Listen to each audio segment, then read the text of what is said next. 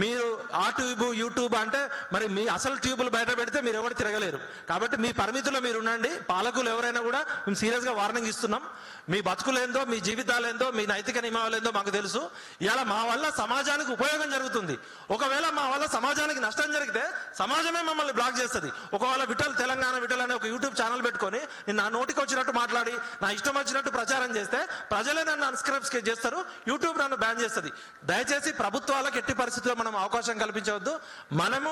మనలో ఉన్న మంచి చెడు మనం సెల్ఫ్ రెగ్యులేటరీ సిస్టమ్ అనేది బీబీసీ నుంచి, ప్రెస్ కౌన్సిల్ ఆఫ్ ఇండియా నుంచి, ఎడిటర్స్ గిల్డ్ వరకు ఎట్లయితే ఉందో ఈ డిజిటల్ మీడియా, సోషల్ మీడియా ఎవరైతే ఉన్నారో వాళ్ళే సొంతంగా పెట్టుకోవాలని నేను కోరుతూ, ఏదైనా నేను పొరపాటుగా మాట్లాడితే క్షమించండి. ఇది మనం ఈ చర్చని సొల్యూషన్ దిశగా తీసుకుపోవాలనేదే నా కోరిక. ఫస్ట్ అసలు మనం జర్నలిజం పక్కకు పెట్టి సమాజం మొత్తంలో ఇలా మా బాబు చదువుకోవాలన్నా, మన పిల్లలు చదువుకోవాలన్నా ఆన్లైన్ ఎడ్యుకేషన్ అనేది ఇన్విటబుల్. ఆన్లైన్ రోబోటిక్ సర్జరీస్ వచ్చినాయి, ఆన్లైన్ ట్రాన్సాక్షన్స్ వచ్చినాయి, ఆన్లైన్ గవర్నెన్స్ వచ్చింది. వాళ్ళ ఐక్యరాజ్య సమితి కూడా 200 దేశాలతో ప్రతిరోజు ఆన్లైన్లో గవర్నెన్స్ నడుపుతుంది. మరి ఈ రంగాల్లో భవిష్యత్తు ఉంది. ఆర్టిఫిషియల్ ఇంటెలిజెన్స్, మిషన్ లెర్నింగ్ని, రోబోటిక్ సర్జరీల దగ్గర నుంచి అన్ని రంగాల్లో వాడుతున్నప్పుడు మన జర్నలిజంలో, ఆన్లైన్ జర్నలిజంలోనే ఎందుకు సవాళ్ళు ఎదురవుతున్నాయి? మిగతా అన్ని రంగాల్లో కూడా సవాళ్ళు ఉన్నాయి. ఇలా బ్యాంక్ ట్రాన్సాక్షన్స్ ఎంత జీవితాన్ని సౌఫల్యం చేసిందో అదేవిధంగా స్కామర్స్ ప్రతిరోజు వస్తున్నారు. అంటే ఆన్లైన్ అనేది ఇన్విటబుల్, డిజిటల్ మీడియా అనేది ఇన్విటబుల్.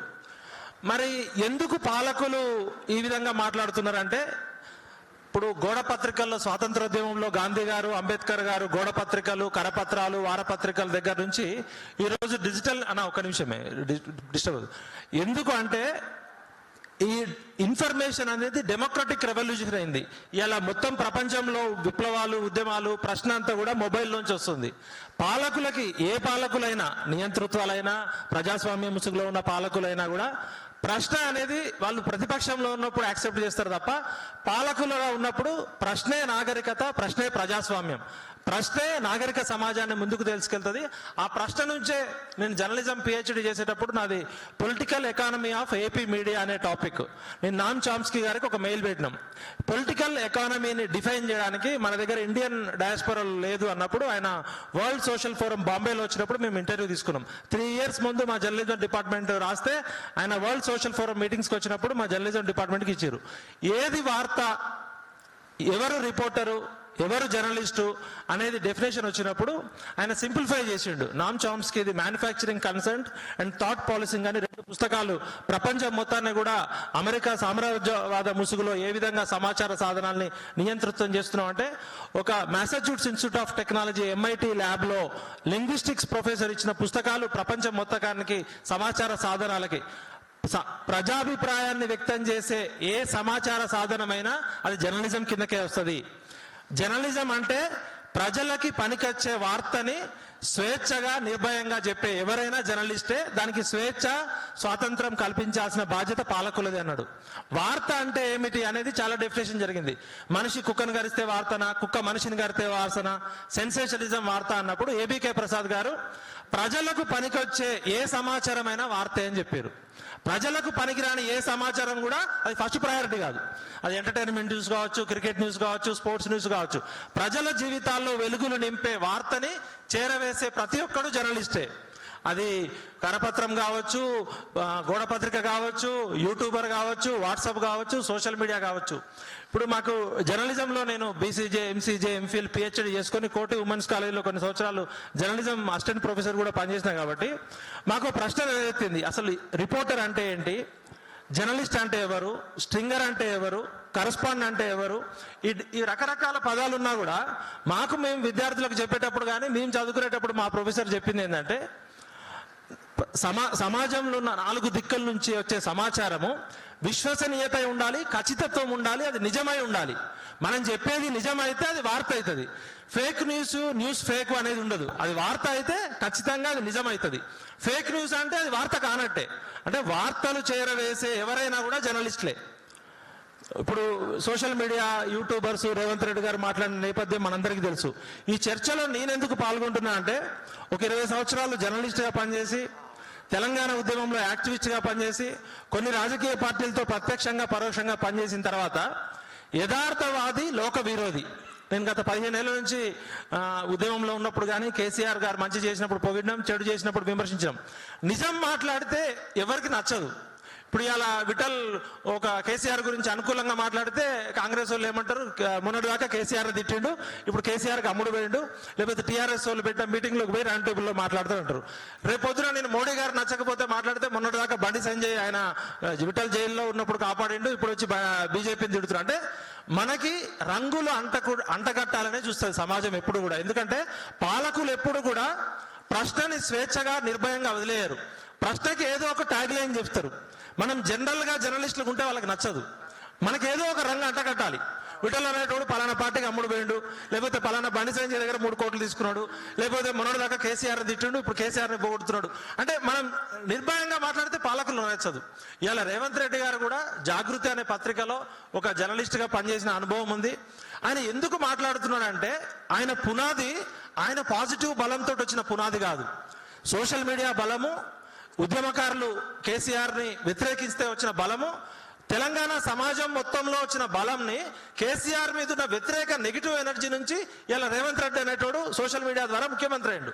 మరి ముఖ్యమంత్రి అయినాక ఈ 8 నెలల్లో ఒక నెరేటివ్, ఒక రీసెర్చ్ జరిగింది. ఈ ముఖ్యమంత్రి 8 నెలల పాలనలో ట్రాక్ రికార్డ్ ఏ విధంగా ఉంది, ప్రజల్లో ఇమేజ్ ఏ విధంగా ఉంది అంటే పర్సెప్షన్ మేనేజ్మెంట్, నెరేటివ్ అనే దానిలో ఈయన ముఖ్యమంత్రి గతంలో ఉన్న పాలకులే మంచిగా ఉండే కదా, ఇక మా కరెంటు పోయినప్పుడల్లా కేసీఆర్ గుర్తొస్తున్నాడు, మనకి రైతు బంధు రానప్పుడల్లా కేసీఆర్ గుర్తొస్తున్నాడు అని ప్రజల్లో ఏమైందంటే ఈ పాలకుడు కన్నా గత పాలకుడే బెటర్ ఏమో అనే ఒక అభిప్రాయము సోషల్ మీడియా ద్వారా వచ్చిందని వాళ్ళు రీసెర్చ్ చేసుకున్నారు. కాబట్టి సోషల్ మీడియా మన అధికారానికి ఉపయోగపడ్డది. ఇదే యూట్యూబ్ కొట్టాలు మన అధికారంలోకి రావడానికి ఉపయోగపడ్డాయి. మన అధికారం కూడా ఈ యూట్యూబ్ కొట్టాల ద్వారానే పోద్దని చెప్పి వాళ్ళకున్న కన్సల్టెంట్లు ఒక రిపోర్ట్ ఇచ్చారు. మీరు ఇప్పుడు ఇమీడియట్ గా ఈ సోషల్ మీడియాని కంట్రోల్ చేయలేకపోతే ఖచ్చితంగా మీ ప్రభుత్వానికి బ్యాడ్ నేమ్ వస్తుంది. ఆల్రెడీ నిరుద్యోగుల్లో వ్యతిరేకత స్టార్ట్ అయింది. రైతుల్లో 100 మందిలో 50 మందే మీకు అనుకూలంగా ఉన్నారు. ఇది రాను రాను పెరుగుతుంది తప్ప మీ మీద వ్యతిరేకత తగ్గట్లేదని వాళ్ళకు రిపోర్ట్ వచ్చింది. మరి దీనికి ఏం చేయాలి? ఆయన ఒక సందర్భం ఎంచుకున్నాడు. జర్నలిస్టులకి ఒక 36 ఎకరాల భూమి ఇస్తూ గత ప్రభుత్వాలు 15 సంవత్సరాలు ఇయ్యలేకపోయినా కూడా ఇగో నేను చూసినావా మీ మెయిన్ స్ట్రీమ్ పత్రిక వాళ్ళకి ఒక మంత్రి ఏమంటాడు, మిమ్మల్ని కోటీశ్వరులు చేస్తున్నా అంటున్నాడు. ఇప్పుడు మనకి అందరం కట్టుకొని ఒక 20 ఏళ్ళు కోర్టులో పోరాడితే వాళ్ళ ఇంట్లో ఆస్తి తెచ్చి మనకు అప్పనంగా లంచం ఇచ్చినట్టు చెప్పి ఇగో మీకు ఇవాళ భూములు ఇస్తున్నాం, ఇక మీరు ఇప్పటి నుంచి మా డబ్బా కొట్టాలి. మా భజన చేసేటోళ్ళు జర్నలిస్టులు, మా భజన చేయని వాళ్ళు జర్నలిస్టులు కాదు. ఇప్పుడు సమాచారము స్వేచ్ఛగా నిర్భయంగా ప్రజలకు చేరవలసిన ఎకోసిస్టము ప్రజాస్వామ్యంలో 4th పిల్లర్ కాబట్టి దానికి ఆ ఎకోసిస్టమ్ కల్పించాల్సిన బాధ్యత పాలకులదే. అది రేవంత్ రెడ్డి, కేసీఆర్, ఎల్లయ్య, మల్లయ్య, పుల్లయ్య అని కాదు. ఒకవేళ ఈ ప్రజాస్వామ్య ప్రభుత్వాలు సరిగా పనిచేయట్లేదంటే ఫస్ట్ ఇంటర్నేషనల్ స్కేల్ ఏంటంటే ఈ దేశంలో ఫ్రీడమ్ ఆఫ్ ప్రెస్ ఉందా, ఫ్రీడమ్ ఆఫ్ పర్స్ ఉందా? ఇప్పుడు ఫ్రీడమ్ ఆఫ్ పర్స్ ఉందా, ఫ్రీడమ్ ఆఫ్ ప్రెస్ ఉందా అని చూస్తారు. ఇంటర్నేషనల్ ఏజెన్సీస్ చాలా ఉన్నాయి. ఇలా వికీలీక్స్ అని మనం అందరం అనుకుంటున్నాం. అసాంజే ఆయన ఎక్కడ మనలాగా జర్నలిజం కోర్స్ చేయలే, ఆయన ఎక్కడ కూడా ఏ ఛానల్లో పనిచేయలే, ఏ పత్రికలో పనిచేయలే. ఆయన ఒక వెబ్సైట్ పెట్టుకొని ప్రపంచవ్యాప్తంగా దోచుకుంటున్న కొంతమంది టాప్ కంట్రీస్ యొక్క భాగోతాన్ని బయటపెట్టిండు. మరి వికీలీక్స్, అసాంజే అనేది సమాచార విప్లవంలో ఎంత గొప్ప రెవల్యూషన్ అనేది తీసుకొచ్చింది మనకు తెలుసు.